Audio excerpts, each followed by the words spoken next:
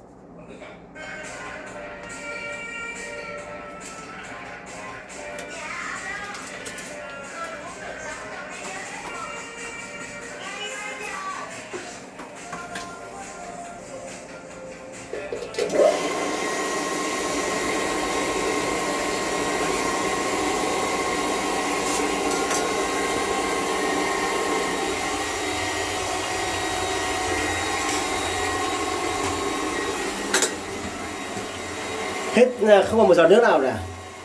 Hết không còn một giọt nước nào à? Là hai cái ổ kia anh không biết là ổ nào ổ phao, chắc là ổ nó dán băng dính kia, nó là ổ phao chăng?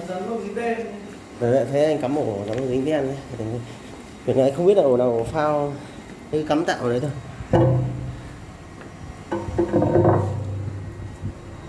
Nhưng mà nó là bị hỏng cái gì đấy? Hả? Nó là bị hỏng cái gì? Còn nó là bị lâu ngày nó bị bó trục với hỏng cháy tủ.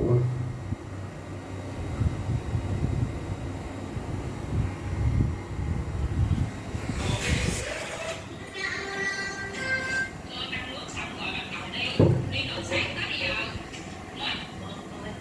giờ.